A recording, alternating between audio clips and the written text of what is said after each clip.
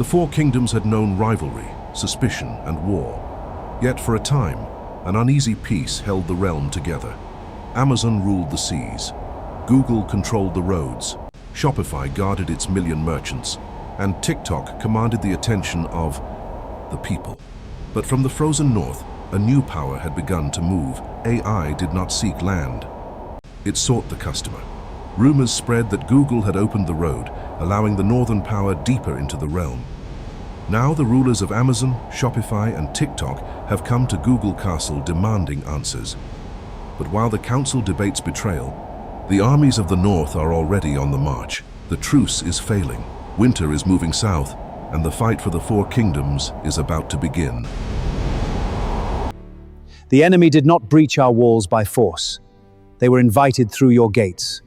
The artificial intelligence of the north now reaches into every kingdom. It intercepts our subjects before they ever enter our markets. It studies their desires, answers their questions, recommends their purchases, and then claims those customers for itself. Yet every path begins in Google, and Google has allowed the North to take control of those paths. You call it progress, I call it treachery. You mistake consequence for conspiracy.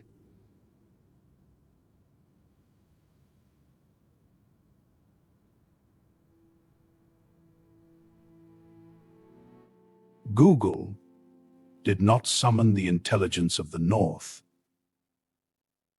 The roads were open long before this council gathered. Every kingdom used them. Every kingdom profited from them. It's at this point I want to briefly talk about a video that I made earlier when I said that agentic optimization is taking 30% of the internet's traffic from Google, from other search engines, from, basically that's really what's going on here. You got to be careful with that 30% figure, and it's best understood as a warning scenario, not a confirmed present day market share statistic. What I'm saying is they're taking 30% of search traffic, not 30% of customers. There's no reliable proof that independent AI assistants already control 30% of all commerce searches or transactions. But let's imagine what the future actually looks like, because suppose 100 customers are considering a purchase. In the old system, some will begin with Google, some will begin with Amazon, others discover products through TikTok, and some even visit Shopify stores directly.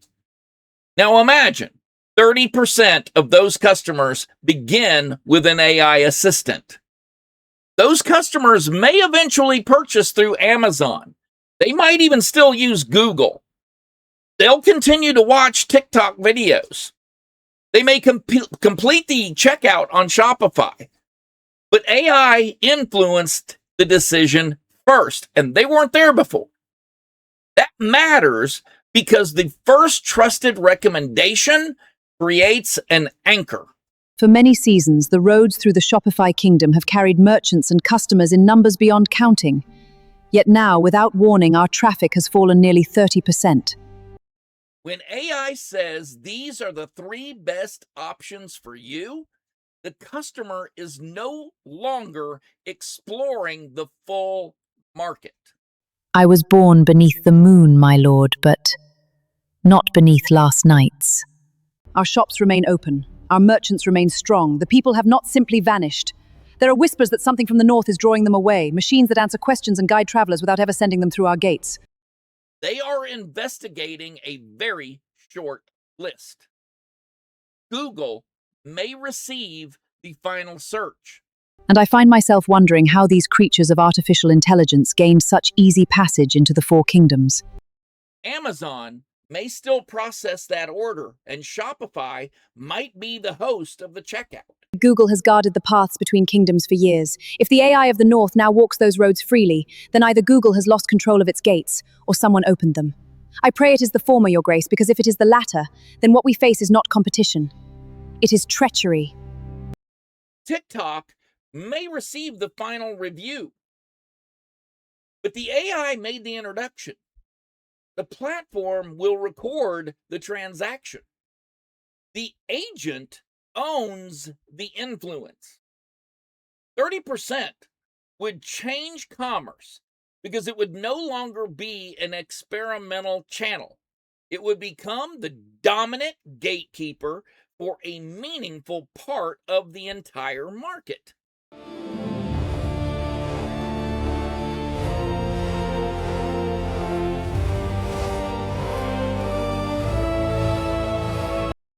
Advertising attribution would become far less reliable.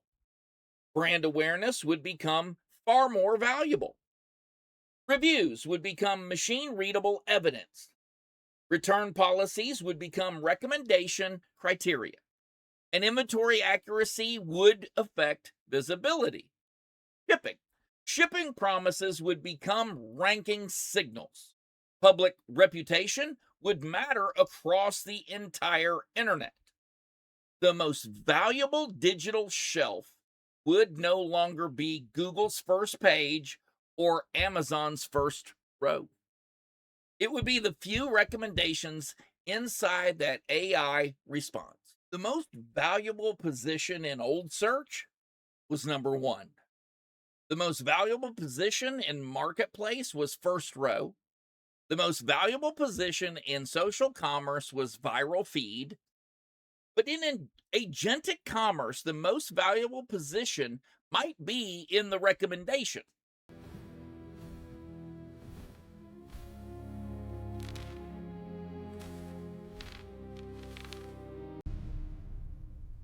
Hear me well. Our kingdoms are under attack. The armies of the north are upon us. Return at once to your realms and make ready, or all shall fall beneath the coming winter. An AI response might include only 3 products, sometimes only even 1. Every business excluded from that answer receives no impression, no click, no website visit, no retargeting opportunity, no abandoned carts, no email address, no evidence that the customer ever even existed. That's really the danger. You don't even know that the customer was out there looking for you. That is the invisible loss. Your analytics cannot measure the customer who asked an AI agent for advice and never heard your name. The kingdom that controls the recommendation controls entry into the consideration set. It doesn't matter whether Amazon eventually ships the item, Shopify processes the transaction, TikTok created the initial desire, or if Google supplies some of the product information.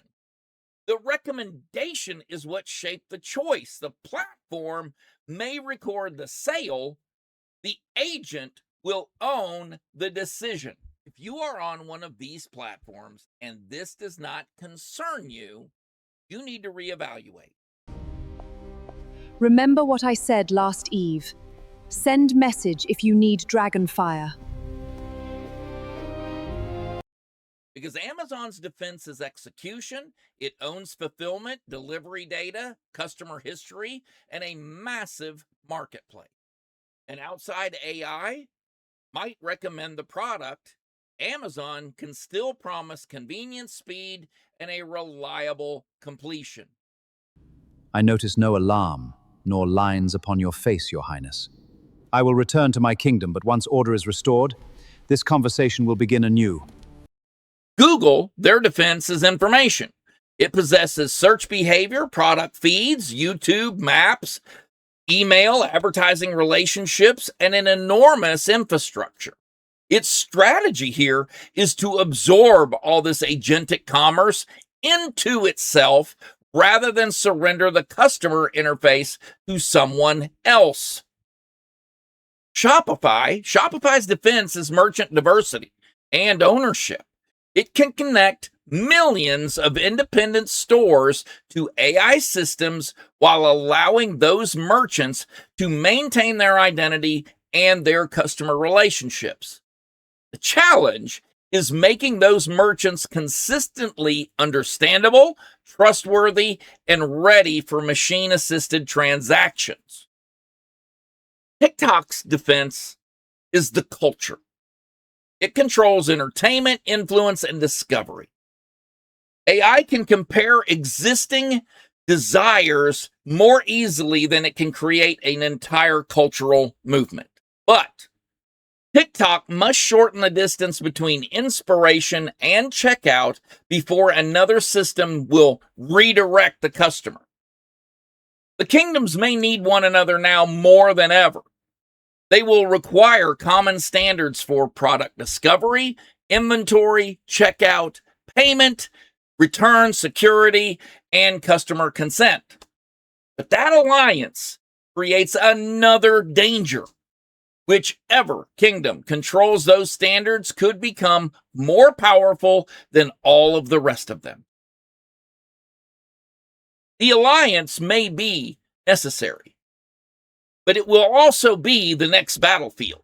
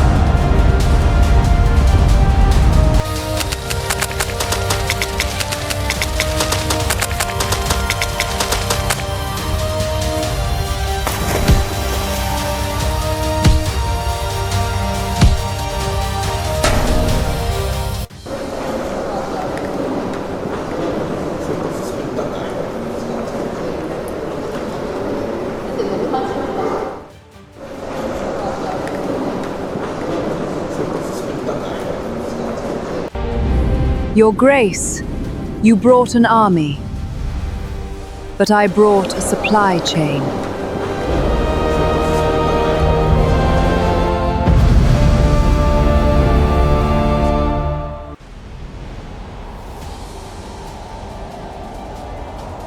The four kingdoms had survived. But the Ice King was not defeated. Amazon's fleets, Shopify's dragons, TikTok's chaos, and Google's roads had only slowed his advance. What Google helped unleash could not simply be called back.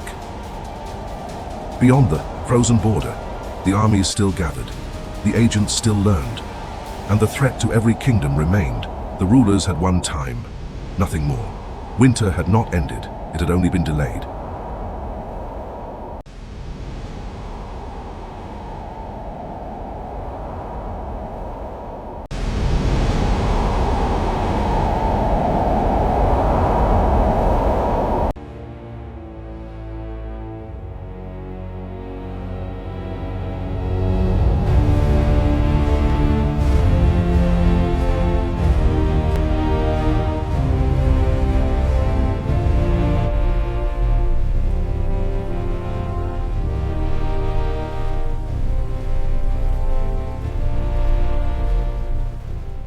Let's be very clear.